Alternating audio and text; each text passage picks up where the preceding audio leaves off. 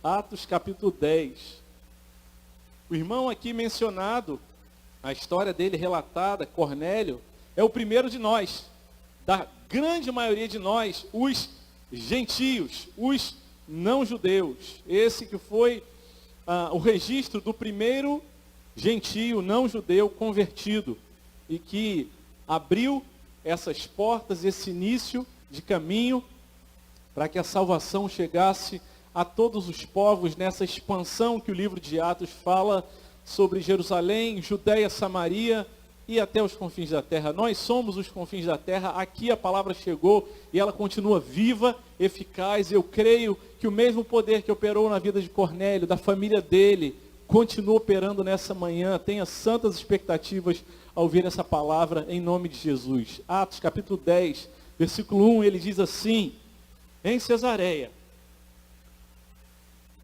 morava um homem chamado Cornélio.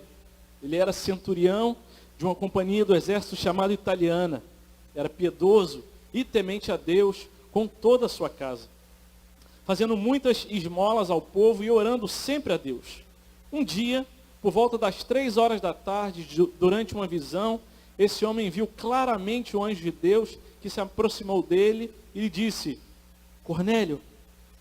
Este, fixando nele os olhos e possuído de temor, perguntou: o que é, Senhor? E o anjo lhe disse: as suas orações e as suas esmolas subiram para a memória diante de Deus. Agora envie mensageiros a Jope e mande chamar Simão, que também é chamado de Pedro. Ele está hospedado com Simão, curtidor, cuja residência está situada à beira-mar. Logo que o anjo lhe falava, se retirou. Cornélio chamou 2 dos seus servos e um soldado piedoso dos que estavam a seu serviço, e depois de lhes explicar tudo, mandou que fossem a Jope. No dia seguinte, enquanto eles viajavam, já estavam perto da cidade de Jope, Pedro subiu ao terraço por volta do meio-dia, a fim de orar. Estando com fome, quis comer, mas enquanto lhe preparavam a comida, sobreveio-lhe um êxtase. Viu o céu aberto e um objeto como se fosse um grande lençol que descia do céu e era baixado à terra pelas 4 pontas, contendo todo tipo de quadrúpedes, répteis da terra e aves do céu. E ouviu-se uma voz que se dirigia a ele: levante-se, Pedro, mate e coma. Mas Pedro respondeu: de modo nenhum, Senhor, porque nunca comi nada que fosse impuro ou imundo. Pela 2ª vez a voz lhe falou: não considere impuro aquilo que Deus purificou. Isso aconteceu 3 vezes e em seguida aquele objeto foi levado de volta para o céu. Hoje vamos apenas até esse versículo 16. O texto ele vai até o versículo 48, mas ficaria muito extenso a gente expor todo ele. O texto fala então desse personagem novo chamado Cornélio. Cornélio, ele era um homem gentio, ele é o primeiro dos gentios que há um registro na palavra de Deus em que o evangelho chega a ele nessa expansão do reino de Deus, e ele morava em Cesareia. Ele era militar, ele era centurião de uma companhia do exército chamada Italiana, romano. Ele então era responsável, tinha debaixo da sua autoridade 100 homens, por isso a palavra centurião. Hoje corresponderia aproximadamente a um sargento do exército. Então, 100 homens ali sob o comando dele. A palavra de Deus diz que ele era um homem piedoso e temente a Deus.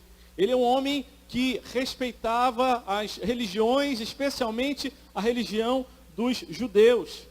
E conhecia aqueles princípios, aqueles elementos que norteavam a vida espiritual e religiosa daquele povo. E admirava, e era piedoso, era um homem considerado bom.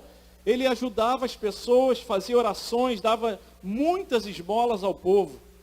E um dia ele estava fazendo orações, era por volta das 3 horas da tarde. É possível que Cornélio seguisse os horários de oração do povo judeu também. Lembrem que quando Pedro e João no capítulo 2 estão indo ao templo para orar, era por volta das 3 horas da tarde. Ali, ao chegar na porta do templo, um coxo é curado pelo poder de Deus através deles. Então Cornélio, quando está ali, por volta das 3 horas da tarde, no seu tempo de oração, ele tem uma visão. E nessa visão ele viu claramente, não havia dúvidas, não era impressão dele, ele viu mesmo um anjo de Deus que se aproximou dele e falou o nome dele. A mensagem era direta para ele. Não era uma dúvida, será que foi para mim? Será que eu me confundi? E o anjo disse, Cornélio. E Cornélio fixa os olhos naquele anjo. E então ele pergunta, o que é, Senhor? E então o anjo diz, suas orações, as suas esmolas, subiram até a memória diante de Deus. Deus tem estado atento ao seu procedimento, à sua busca, à sua sede por Ele, às suas orações, às suas práticas de misericórdia e piedade. E ele diz, o anjo dá instruções então para Cornélio, agora envie mensageiros a Jope e mande chamar então aquele Simão Pedro. Ele está na casa de outro Simão, o curtidor, aquele que trabalhava com couros. Ele está na casa dele, lá à beira-mar, em Jope. E então, logo que o anjo desaparece, Cornélio obedece a ordem daquele anjo, chama um soldado piedoso e 2 servos e fala, sigam até a cidade de Jope e ali vão procurar aquele Simão, que está na casa de Simão, o curtidor, à beira-mar. E o texto tem algumas curiosidades, algumas coisas interessantes, que Simão é chamado de Simão Barjonas. Nós conhecemos Simão Pedro, mas Jesus também chama ele de Simão Barjonas. Barjonas significa filho de Jonas. E ali, aquele Simão Barjonas, na cidade de Jope, a mesma cidade de onde Jonas foi enviado por Deus a pregar para Nínive, para os gentios, para o povo da Assíria, considerado não apenas impuro, imundo, mas aquele que perseguia e maltratava o povo judeu. E ali naquela cidade de Jope estava Simão Barjonas. A história referenciada lá em Jonas parece agora novamente vir àquela mente, aquela lembrança, e a salvação de Jope é enviada aos gentios. Então, Cornélio envia aqueles 2 servos e um soldado piedoso até aquela cidade, e ali tudo seria explicado. Eu quero começar pensando com você sobre essa primeira parte, sobre essa primeira perícope, que lemos sobre essa conversão de Cornélio. A palavra de Deus diz, então, que Cornélio, ele era esse homem centurião, tinha sob a sua responsabilidade 100 homens. Era um homem bom, reconhecia a autoridade, não fazia o mal. Ele era como aqueles que estão acompanhando o seriado The Chosen. Tem um centurião lá, Gaio. Ele vê Jesus, ele vai acompanhando Jesus. Ele fala assim, tem alguma coisa de diferente nele. Ele era temente a Deus. E Cornélio é esse piedoso. Aliás, esse outro centurião, ele é citado lá em Lucas capítulo 7, que também procura Jesus. Ele era um homem bom, ele era um homem piedoso. Dava esmolas, ajudava os outros. Ele tinha tantas coisas boas, tantas qualidades. Ele era um homem que a gente olhava para ele e faltaria dizer assim, só falta se converter. Só falta ser crente. E meus irmãos, o primeiro ponto da nossa mensagem hoje é que somente piedades e boas obras, elas não são suficientes para a salvação. É preciso ser salvo pela fé que vem pela palavra de Deus. Precisamos ser alcançados pela palavra de Deus, pela graça de Deus. Cornélio era um homem considerado bom, fazia orações, dava esmolas, ajudava as pessoas, mas apenas ser bom, ser piedoso, não é suficiente para a nossa salvação. Se assim fosse, não haveria necessidade de Deus mandar Cornélio enviar mensageiros para trazer Simão Pedro até a casa dele, para que ele pregasse e expusesse claramente o Evangelho. E talvez você conheça pessoas que você possa dizer, olha, essa pessoa é tão boa, não fala mal de ninguém, ajuda os pobres, faz caridade, ponta firme ali na nossa amizade, só falta uma coisa, só falta se converter e ser crente. Meus irmãos, para ela falta todas as coisas, porque a salvação não é por causa das nossas obras. E se nós achamos que nós somos bons o suficiente, porque não fazemos o mal, porque ajudamos os outros, porque não damos trabalho para o pastor, porque cooperamos na igreja e por isso temos salvação, estamos redondamente, profundamente enganados. Precisamos diariamente da graça, da misericórdia e do alcance da palavra de Deus em nossas vidas. Se já somos convertidos, não é por causa da nossa obra, da nossa misericórdia, mas porque a palavra de Deus nos alcançou, nos mostrou a natureza pecaminosa do nosso ser e nos revelou como nós somos incapazes, não temos competência de, por nossas próprias forças, nos salvarmos, senão a palavra de Deus e a fé que ela produz em nossas vidas é o que trará salvação para a gente. Você conhece alguém assim? Tão bom que você fala, só falta se converter? Pregue a palavra para ela. Compartilhe o evangelho. A melhor notícia que alguém pode levar para outra pessoa. Fale e não se cale. Que o Senhor use a sua vida como instrumento para levar a palavra do Senhor. Porque as nossas obras, elas não são suficientes para a nossa salvação. Necessário é a salvação que vem somente pela palavra, pelo evangelho, que é o poder de Deus. Cornélio, ele era bom. Ele era bom. Ele ajudava as pessoas, mas ele precisava ouvir do evangelho. Ele precisava entender que ele era pecador. E que o Messias que veio, e o Messias que foi enviado e que foi morto, ele sim é o sacrifício perfeito. Ele sim é o que dá conta de resolver o abismo de separação por causa do nosso pecado entre Deus e os homens. E só assim a salvação. Só assim podemos desfrutar dessa cura, da presença e da redenção em Cristo Jesus. Versículo 3, a palavra de Deus nos diz: um dia, por volta das 3 horas da tarde, durante uma visão, este homem viu claramente um anjo de Deus que se aproximou dele e lhe disse: Cornélio.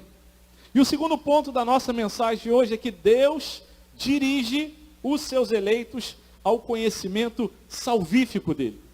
Deus dirige, orienta, empurra, conduz os seus eleitos ao conhecimento dele. E essa é a maravilhosa obra da providência. Se foi eleito, se Deus escolheu, se Deus predestinou, mais cedo ou mais tarde, por situações boas ou por situações ruins, Deus conduzirá essa pessoa ao conhecimento dele, na sua revelação, na sua palavra.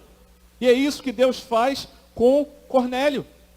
Aquela visão não era suficiente ainda para a salvação dele, mas Deus estava conduzindo Cornélio até aquela palavra que traria salvação para a vida dele. E quando Deus nos chama, ele não assovia, ele não chama de uma forma indireta, mas ele chama e fala ao nosso coração, ele conhece o nosso nome, ele diz: Cornélio, é com você mesmo. É quase como se Deus estivesse pegando Cornélio pelo colarinho e falando: eu estou falando com você. Porque é isso que Deus faz com os eleitos dele. Atrai com cordas de amor e fala: meu filho, minha filha, é com você. Deus, ele nos vê no meio da multidão. A gente lembra daquela mulher com fluxo de sangue, ali espremida pela multidão, toca ali na orla da roupa de Jesus, e Jesus para e pergunta: quem me tocou? Porque ele tinha um plano para a vida daquela mulher, no meio daquela multidão.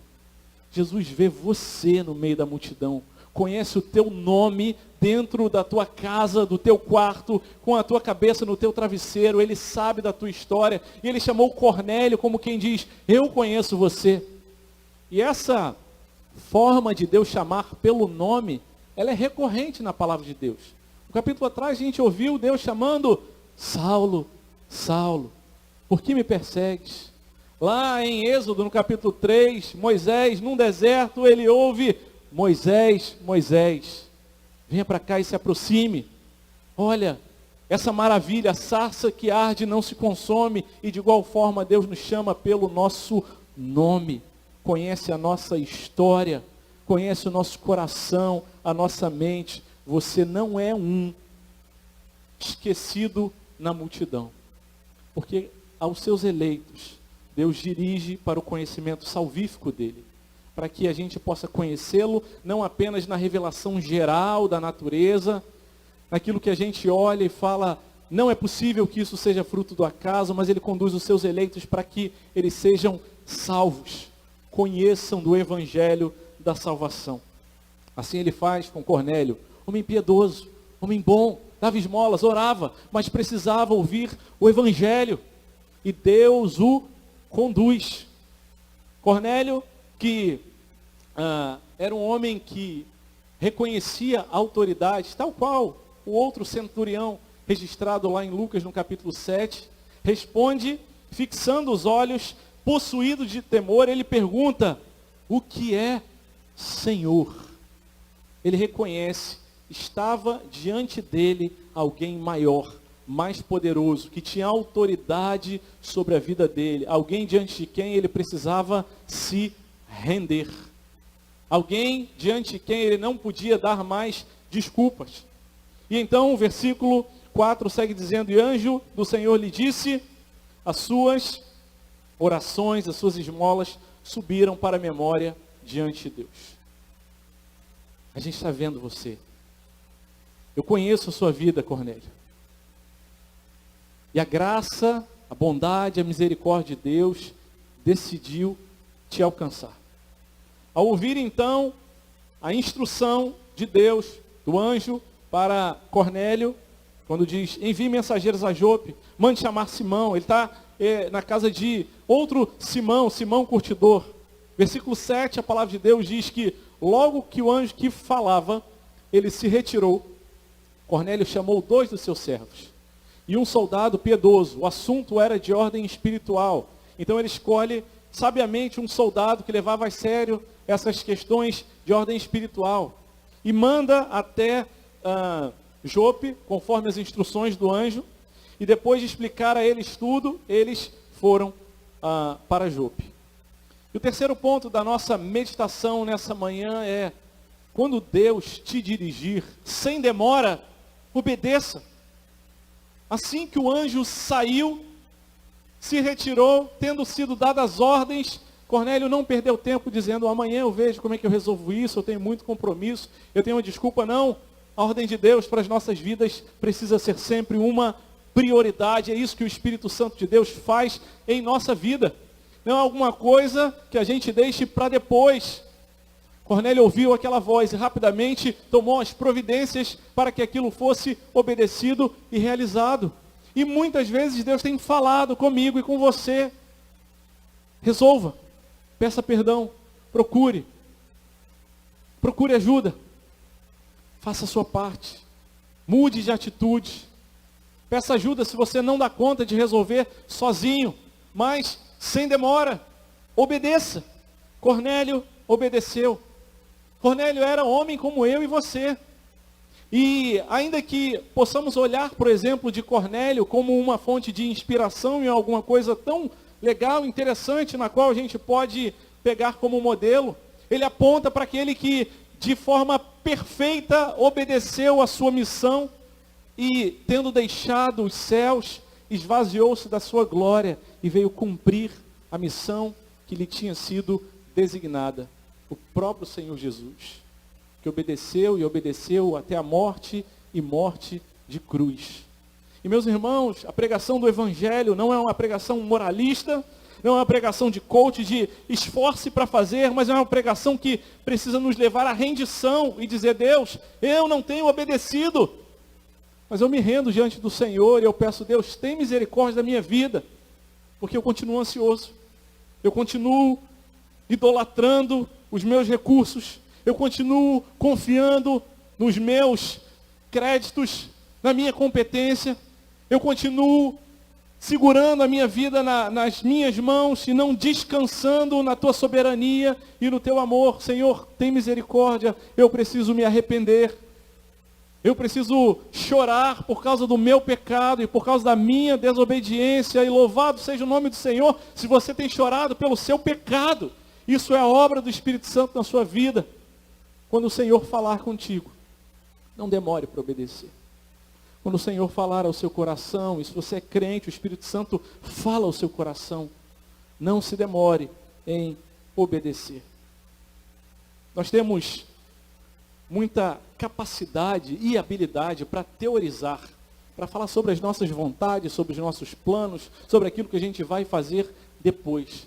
Mas é assombroso ouvir o próprio Senhor Jesus dizer ali, junto aos seus discípulos, à beira do poço com aquela mulher samaritana, quando ele fala, eu tenho água para você, uma água que vai fazer fluir um rio de água viva, e essa palavra que eu trouxe, essa água que eu trouxe para vocês, e ali ele diz, a minha vontade, a minha alegria, a minha comida, aquilo que satisfaz a minha alma, é mais do que apenas falar da vontade de Deus, mas é fazer a vontade de Deus, é obedecer. E o Senhor está te chamando nessa manhã, a sem demora, obedecer e fazer aquilo que Deus já tem te ordenado. Talvez hoje, esse lugar, ou alguém que Deus trouxe à sua memória, você precisa procurar essa pessoa e pedir perdão. Talvez hoje você precise pedir ajuda para mudar e dizer, eu não dou conta. Talvez hoje seja o dia que o Senhor, o Espírito Santo de Deus, está convocando, encorajando e dando poder para você obedecer. Porque saibam, nossa obediência não é na nossa força, senão na nossa fraqueza e rendição, em nos humilharmos diante do Senhor. Se o Senhor Deus tem dado uma ordem para você, sem demora, obedeça. A palavra segue dizendo, então, no versículo número 9. Versículo 9 diz, no dia seguinte, enquanto eles viajavam, então os servos e os soldados estavam viajando, e eles já estavam perto da cidade de Jope. Pedro subiu ao terraço. E por volta do meio-dia, era outra hora comum de orações, ele subiu ali a fim de orar. É possível que ele estivesse num jejum, e terminando aquele jejum, entregando o jejum. Ele estava com fome, e ele quis comer. Mas enquanto lhe preparavam a comida, sobreveio-lhe um êxtase. Era um dia de oração como qualquer outro. E o êxtase, a revelação, a presença especial, a direção de Deus, ele vem no tempo que Deus dá para a gente. E veio um êxtase, uma visão. E a palavra de Deus descreve esse êxtase aqui, que ele viu o céu aberto. Então você imagina olhar para o céu e de repente o céu se abre. Um fechiclé, rasgando, o céu estava aberto. Essa era a descrição. Alguma coisa especial da parte de Deus estava acontecendo ali. E um objeto como se fosse um grande lençol. Ele veio sendo trazido de cima para baixo, descendo pelas 4 pontas. E dentro desse lençol haviam todos os tipos de animais. Quadrúpedes, animais de 4 patas, aves do céu e répteis da terra. Então Pedro está orando, aquela hora enquanto estavam preparando a comida para ele estava em oração, estava com fome, e ele vê aquele lençol descendo, e ali dentro todos os tipos de animais de 4 patas, quadrúpedes, todos os tipos de répteis, todos os tipos de aves do céu, e ele vê aquela imensidade. Qual deveria ser o tamanho desse lençol? Imagino que grande, para caber tanta coisa, mas fato é que ele via todas aquelas coisas. E ao ver aquelas coisas, não apenas ele viu, mas ele ouviu também uma voz que se dirigia a ele e que dá a ele uma ordem. Levante-se, Pedro. Possível que Pedro estivesse orando, ajoelhado, deitado, sentado, e diz, levante-se, Pedro, mate e coma. Uma ordem foi dada a ele. Pegue esses animais, mate, come e mate a sua fome. E Pedro, o Pedrão, o Pedro que fala assim, peraí Deus, eu entendo mais de teologia do que você, responde ousadamente, de modo nenhum, Senhor. Uma ordem clara é dada para Pedro. Um centurião, aquele que conhecia a autoridade, escuta a voz de Deus falando, Cornélio, vá para a cidade de Jope, reconhece a autoridade e obedece. E Pedro, aquele que andou com Jesus, escuta uma ordem e fala, de modo nenhum. E por que Pedro fala isso? Ele explica, porque eu nunca comi nada que fosse impuro ou imundo. O contexto que está nesse texto, Pedro era dessa origem como judeu. Ele era aquele homem que, sendo judeu, ele procurava seguir as prescrições, as leis. Levítico capítulo 11 vai trazer para a gente uma lista de animais considerados puros que o judeu poderia comer e animais considerados impuros. Quadrúpedes, répteis, aves do céu, alguns poderiam ser comidos, outros não poderiam ser comidos. Essa era a informação que Pedro tinha na lembrança dele. Por isso, quando ele escuta aquela ordem, ele buga. Ele fica, o que eu faço? Ele, na sua personalidade e temperamento, no seu ímpeto, a resposta natural, reativa que sai dele é, de modo nenhum, eu não vou comer nenhum desses. Eu nunca comi essas coisas. Será que isso é uma pegadinha? Será que isso é alguma coisa para provar se eu estou fiel mesmo? E ele fala, de modo nenhum. A visão mostrava todos aqueles animais puros e impuros e dizia, mate e coma. Então, pela segunda vez, a primeira vez a voz falou, Pedro, mate e coma. Mas a segunda vez a voz disse, não considere impuro aquilo que Deus purificou. Eu, estudando esse texto, lendo os comentários, quando eu cheguei no último comentário que eu estava lendo, comentário do R6 Pro, e aí ele abre o comentário dizendo, esse texto é o texto mais importante do livro de Atos. Talvez o texto mais importante de todo o Testamento, de todo o Novo Testamento. Eu falei, opa, espera aí que eu tenho que ler os comentários tudo de novo, ler esse texto todo de novo, porque aqui nós temos uma virada de chave. Quando Jesus fala, vocês receberão poder ao descer sobre nós, sobre vós, o Espírito Santo serão minhas testemunhas em Jerusalém, Judeia, Samaria e até os confins da terra. A palavra, o evangelho, o reino chegará também aos gentios, o que já era profetizado pelos profetas. Em cada aula dos profetas maiores e menores, a gente tem visto esse plano de Deus. E nessa hora, nós vemos a lei de Levítico, no capítulo 11, muitas outras, tornando-se obsoletas. O efeito delas, que apontava para aquele que purificaria todas as coisas, perdeu o seu efeito. Em Jesus, aquelas leis que apontavam para o povo o que era puro e o que era impuro, ela passa a perder o seu efeito, porque aquela era a ideia de separar o povo, de demonstrar com os seus hábitos, com as suas leis cerimoniais, que eles eram um povo separado, escolhido, inclusive com relação àquilo que eles comiam. E também com relação às pessoas com as quais eles se relacionavam. Um judeu até poderia falar com um gentio, mas se ele tocasse em um gentio, em um não judeu, ele se tornaria impuro. Se ele tocasse, comesse algum desses animais que estavam prescritos como proibidos, imundos, impuros, ele ficaria impuro e precisaria se banhar e ficaria impuro até o final do dia. E esse texto está dizendo, não considere impuro aquilo que Deus purificou. Em Cristo Jesus, as leis cerimoniais perderam o seu efeito, tornaram-se obsoletas, porque elas apontavam para aquele que purificaria de forma definitiva. Porque Jesus, diferente de todos os outros homens, é aquele que ao ser tocado por alguma coisa que era impura, ele não se tornava impuro, antes ele passava virtude para eles.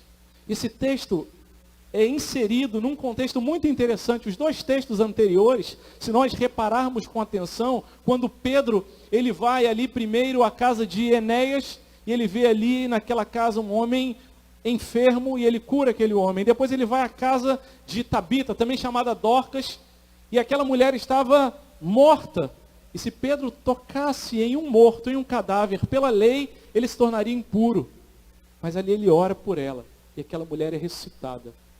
E aqui nós vemos Deus falando, agora você vai na casa de um gentio. O gentio vai chegar, eles vão chegar até aqui, vão te levar até a casa dele. Você não apenas entre com ele, coma com ele, porque o evangelho, a graça, a purificação que vem do sangue de Jesus chegou até ele. O evangelho sendo espalhado e trazendo purificação. Lembrem, já falei hoje do episódio da mulher com fluxo de sangue, 12 anos. ela era considerada terrivelmente impura. Não poderia ninguém tocar nela. Quem tocasse nela ficaria impuro até o final do dia, tinha que se banhar. Ele não poderia participar das atividades religiosas. E ela chega ali no meio da multidão e encosta em Jesus. E aí quando ela encosta em Jesus, Jesus primeiro percebe, alguém me tocou. E ele diz, porque de mim saiu virtude. A minha purificação, a minha cura, ela não foi abalada pela impureza daquela mulher. Antes, a minha virtude é quem purificou aquela mulher. Esse é o Evangelho de Deus, que traz cura a nós, pecadores, impuros, aqueles que éramos inimigos de Deus, que não tinham nada para oferecer para o Senhor. Apenas desgraça, tristeza, imundícia por causa do nosso pecado, e até mesmo a nossa justiça, os nossos hábitos, as nossas piedades, os nossos atos de querer fazer com que esse mundo seja consertado. Diz a palavra de Deus que a nossa justiça, ela é para Deus como trapos de imundícia. Então elas não servem para nada para a nossa salvação, mas quando o Evangelho nos alcança, ele nos purifica, ele nos limpa, ele nos torna puros, dignos e justificados diante de Deus. Por isso ele diz para Pedro, Pedro, não considere impuro aquilo que Deus purificou. Não considere esse gentio Cornélio, centurião, impuro. Minha graça chegou até a vida dele, até a vida da família dele. O penúltimo ponto dessa manhã é: não recuse levar a graça e a misericórdia e salvação a quem Deus determinou que deve ser salvo. Talvez tenha gente com quem você convive, que você talvez já tenha abrigado em algum momento em seu coração, em a sua mente, um julgamento, dizendo, não, esse daí não merece salvação. Eu já joguei a toalha. Isso aí não tem como mais não. Mas o Senhor está dizendo, não considere impuro aquele que eu já purifiquei. Como é que a gente tem como saber quem Deus escolheu? A gente não tem como saber. A gente só tem que pregar o Evangelho, levar a graça, e ter a certeza que Deus tem alcançado esses impuros. Nós mesmos fomos alcançados por essa purificação que vem da parte de Deus. Em Gênesis capítulo 12, versículo 3, no começo da história do povo de Israel, a palavra de Deus é dita ali para Abraão. Abraão, chamado diretamente pelo nome por Deus, eu tenho uma missão para você. Sai da tua terra, da tua parentela, e vá para a terra que eu te mostrarei, e abençoarei os que te abençoarem, e amaldiçoarei os que te amaldiçoarem. E ele diz, em ti serão benditas todas as famílias da terra, e não apenas as famílias dos judeus. Isso vai acontecendo ao longo da história, e em Cristo isso explode em graça, alcançando todos os povos da terra.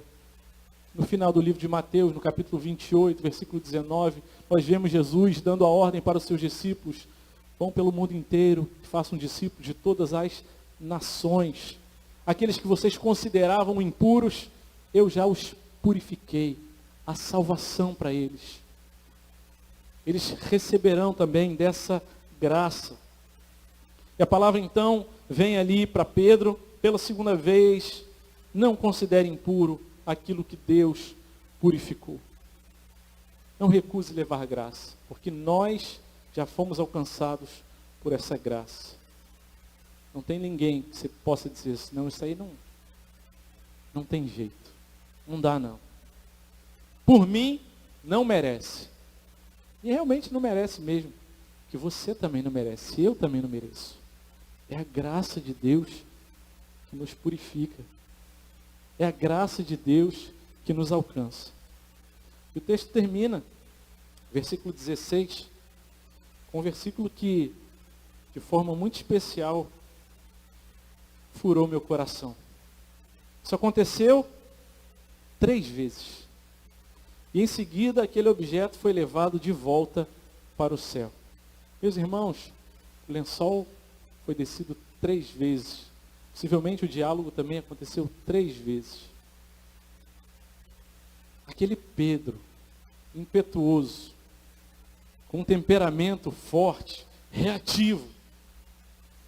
Escuta a ordem de Deus e fala: de jeito nenhum, eu não vou comer. Mas a graça e o amor insistente e perseverante de Deus insiste 3 vezes amorosamente com Pedro. O mesmo Pedro, que havia falado lá atrás: Senhor, de modo nenhum eu vou te abandonar, se todos te abandonarem, eu vou ficar com o Senhor. Aquele mesmo Pedro, que quando Jesus chega para lavar os seus pés, fala: de modo nenhum, a mesma expressão: eu não vou deixar que o Senhor lave os meus pés. E Jesus fala: Pedro, calma, se eu não te lavar os pés, você não tem parte comigo. E aquele Pedro impetuoso é o mesmo que fica pequenininho, e ali vendo Jesus ser julgado, na multidão, olha de longe e falam: ei, você não estava com esse Galileu aí? Não, de modo nenhum, não conheço ele. Segunda vez, não, jamais ouvi falar dele. E a terceira vez ele nega Jesus, essas 3 vezes. E aí na terceira vez o galo canta e dói o coração de Pedro. Ah, Deus, que coração duro. Ele vai triste, parece abandonar todas as coisas e volta para a praia. Parece voltar para trás. Mas a graça e a bondade de Deus não desiste de Pedro. Aquele Pedro que a gente ouviu na semana passada, eu fiquei tão feliz quando eu ouvi a mensagem do presbítero Francisco. A primeira palavra, a primeira carta de Pedro é Pedro, esse Pedro. E então ali na beira da praia, Pedro lançando de novo as redes, voltando para a velha vida, ele vê Jesus, que 3 vezes insiste com ele: Pedro, tu me amas? Apacenta as minhas ovelhas. Pedro, você me ama? Cuida das minhas ovelhas, Pedro. E a terceira vez, Jesus fala: Pedro, tu me amas? E Pedro então chora e cai aos pés do Senhor, e o Espírito Santo é derramado sobre Pedro. E então Pedro ali começa a pregar, e ali Pedro faz aquele discurso que nós lemos ali no capítulo 2 de Atos, e 5.000 pessoas se convertem ali, uma multidão se entrega ao Senhor, e ele cura, e ele faz tantas coisas maravilhosas. E aqui Pedro parece ter aquele velho homem ainda vivo, dizendo: de modo nenhum. Mas 3 vezes o Senhor insiste com ele. Eu quero fechar essa mensagem dizendo: de igual modo, o Senhor insiste com você. Ele insiste comigo, duro de coração, teimoso, demorado para descansar nele. Continuo ansioso, mas o Senhor insiste com a gente. Ele insiste com você. Renda-se a Ele. Ele não desiste dos seus. Pedro imperfeito. Pedro com temperamento, ainda sendo redimido. E Ele que insiste comigo e com você, diz para mim e para você: eu também quero usar você para continuar amorosamente insistindo naqueles que de duro coração eu tenho colocado ao seu redor. Gente reativa. Sabe aquelas pessoas que você fala e já rebatem aquilo que você fala? Continue insistindo com elas. Quem sabe Deus tem colocado Pedro no seu caminho. Que no seu coração e na sua mente você falou assim: mas às vezes parece que Deus está colocando pedras. Insista. São esses Pedros que Deus tem usado. Apóstolo de Cristo. Eu louvo a Deus, porque eu sei que eu sou esse Pedro. Demora para aprender. Eu sei que eu convivo com Pedros, lentos para mudar. Mas Deus não nos dá outra alternativa a não ser continuar amando, continuar orando, e na força dele continuar insistindo, sabendo que o Senhor tem cuidado de nós. 3 vezes desceu aquele lençol, e o versículo seguinte diz que Pedro estava perplexo, e ele escuta a porta batendo. Pedro obedece. Eu creio que o Senhor tem curado essa igreja, tem curado o meu coração, tem redimido. Tem muita coisa da minha história que foi tão legal. Mas tem coisas da minha história que foi ruim, da minha família, da minha herança, dos meus traumas. Mas Deus está redimindo essas coisas, insistindo amorosamente. E assim Ele continua fazendo na vida dessa igreja, eu creio, em nome de Jesus.